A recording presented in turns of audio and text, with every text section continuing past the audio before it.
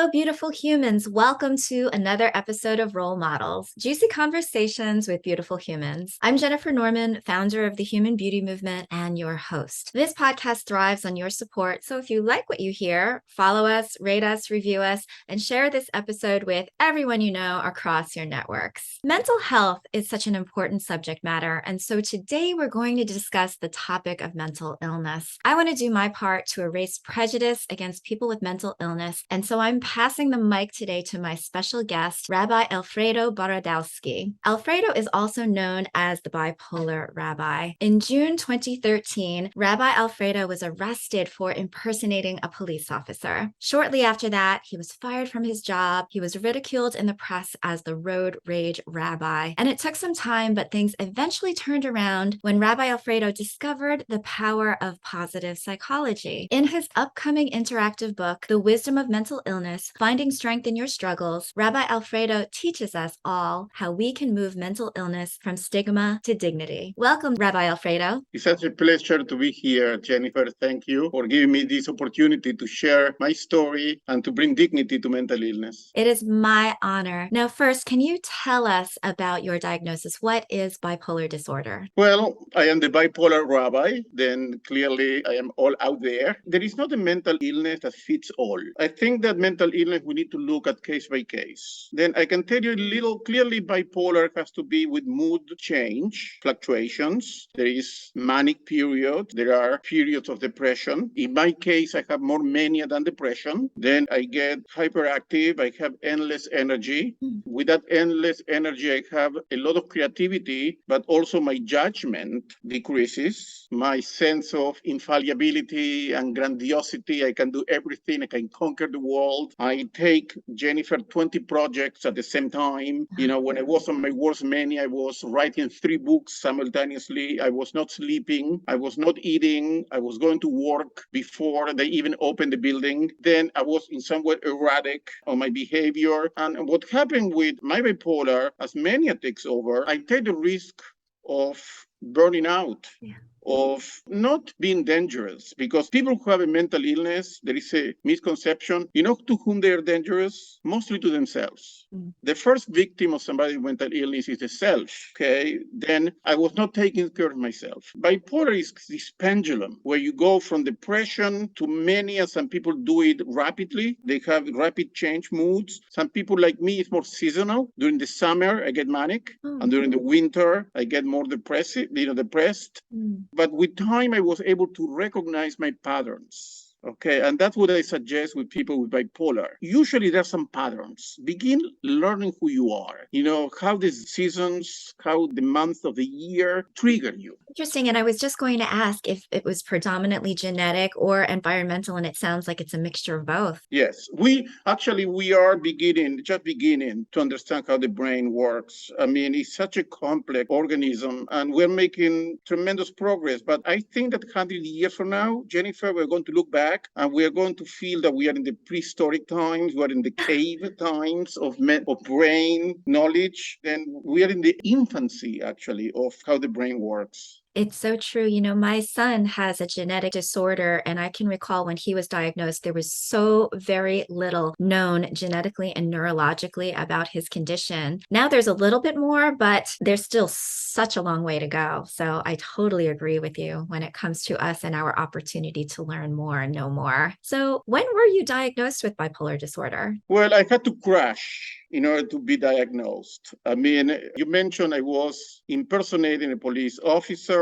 I was super manic, and I was taking an antidepressant. Then the mixture, the cocktail of mania, antidepressant, pushed me to lose judgment. I wasn't violent. A retired police, a congregant of mine, gave me a friend and family police badge. Then when he gave me that, it played on my grandiosity of my mania, and I just drove down the highway and told people to drive more carefully or to stop texting, until I had the luck or the fortune of telling the girlfriend of a policeman of the town of Mamaroneck to drive more carefully. carefully. Hundreds of cars that were available. I went straight to the girlfriend of the police in town, okay? 2 minutes later, he was on my tail with his patrol. I was clearly arrested. As you mentioned, I was fired from my job. I was baptized by the press as the Road Rage Rabbi. Actually, my Road Rage Rabbi was on front page of newspapers in Ireland and Japan.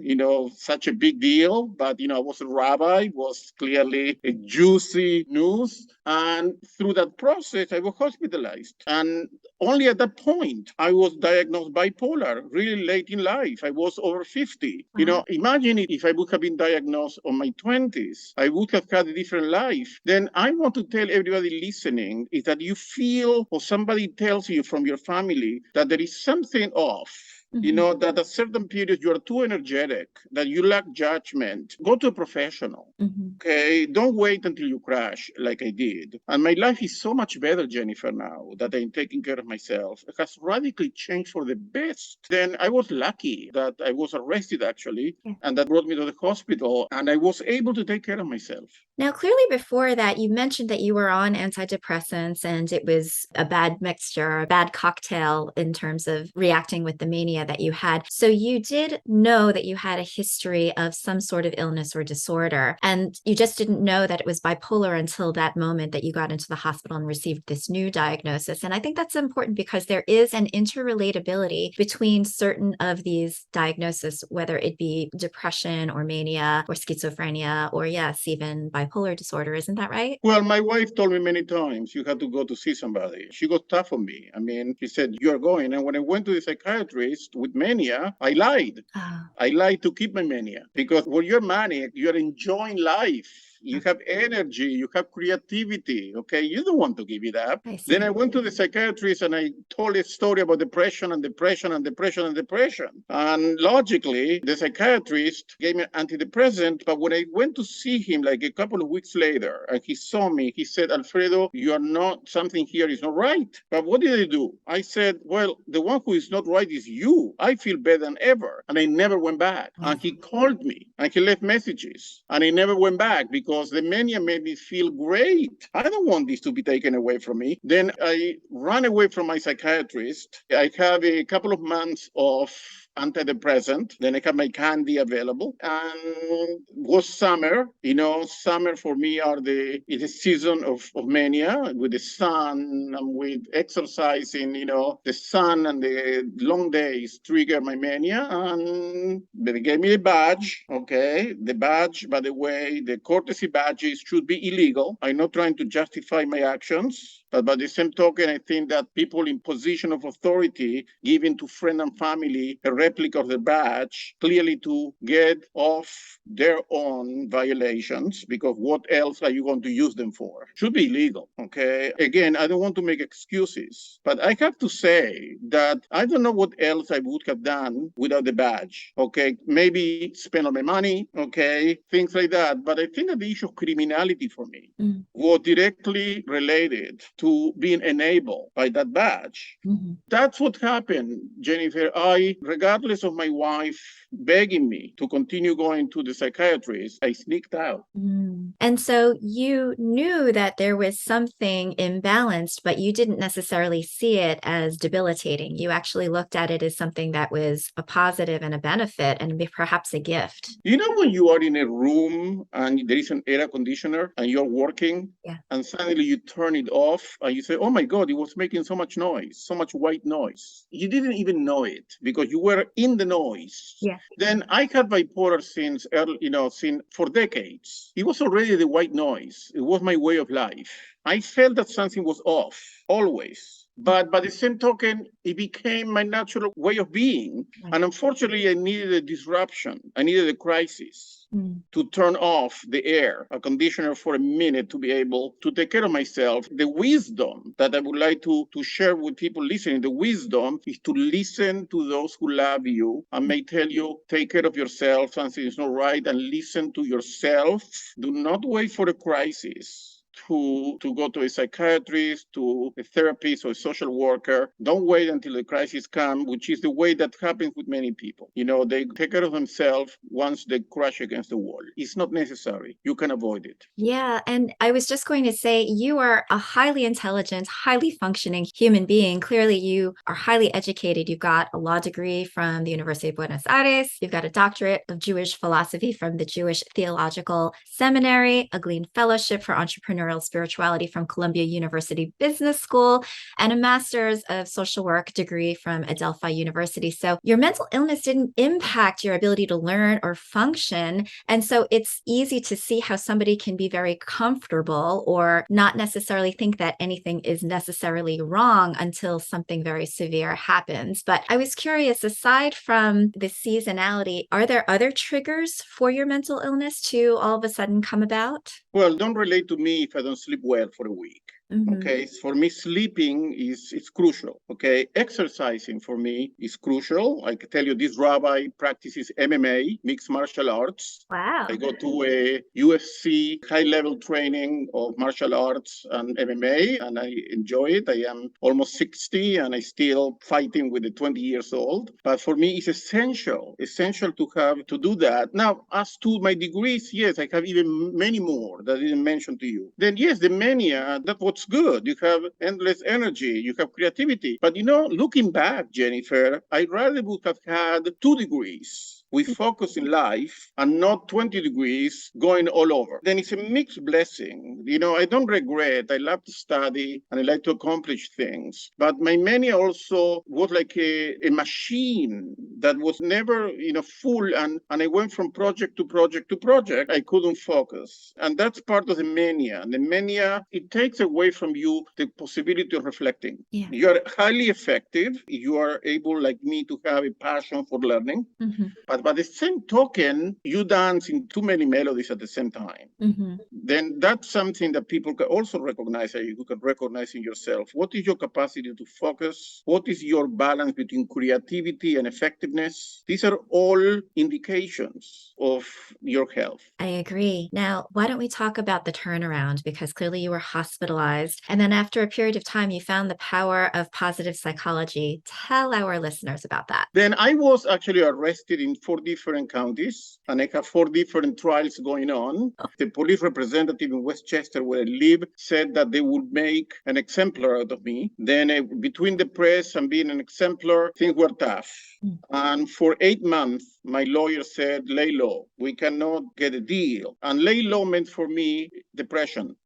Okay. And one day I wake off my couch. I used to spend hours in the couch. And I go to my desk and I see the results of an instrument called the VIA instrument, Values in Actions, which is the instrument of positive psychology that maps your strengths. And I look at my 5 top strengths, and they are creativity, curiosity, love of learning, perseverance, and bravery. And I tell you, I look at the 5 top strengths, and it was magical. I pulled me out of depression. I said, wow, I didn't know. I had forgotten how strong I am and what are the strengths I have. And I said, what can I do with these strengths? Curiosity, creativity. And I did what I do best, which you mentioned. I went back to learn, but this time to learn something related to my condition. And I went back to school to become a social worker. Then in this case was going back to school with a purpose. Was going back to school because social workers had been instrumental, Jennifer, on giving and healing me as I was in the hospital. I think that social workers do not get the credit they deserve. Absolutely. Okay? So like teachers and social workers and nurses, we have this problem of misplacing dignity and misplacing, it's just, people who are listening know what I'm talking about. I mean, what is success? What is kindness? What is compassion? What is dedication? And we don't reward them the way we should. I wanted to be like them. Then I went back to school. I was 56 and I was manic and I was depressed. And I went back to school, and I tell you, I had to create a system within my illness and mania to write papers, to go to class. Some students who knew my situation were my gatekeepers. When I couldn't go to class, they took notes for me. They supported me. I found a community within the students, the social workers. They were loyal to who they wanted to be. And going back to school and being among the young people and learning, that infused life back to me. That is beautiful. So now you combine knowledge of conventional healthcare with spiritual wisdom. So tell us, what does spirituality have to do with all of this? Well, look, I have been reading for a year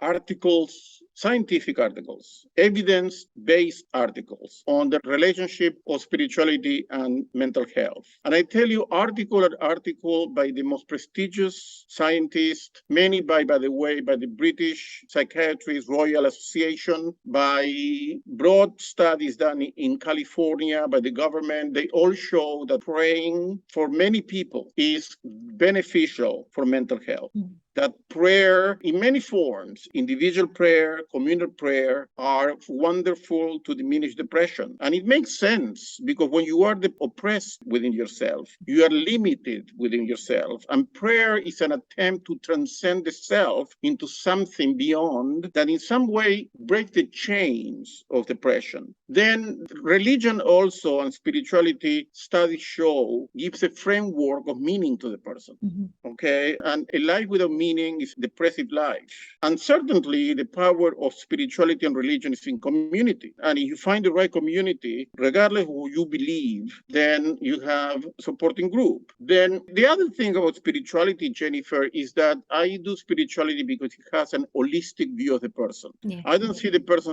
as a diagnosis. Mm-hmm. I see the person as a totality. Mm-hmm. My upcoming book that you mentioned, the wisdom of mental illness, mm-hmm. the finding strength in your struggles. There are 14 chapters, and one chapter is on self-esteem. One chapter is on wholeness. One chapter is on acceptance, on prayer, on diagnosis, on taking your pills. Okay? Then you look at the chapters and on existential issues that had to do not with diagnosis, but with the totality of the person.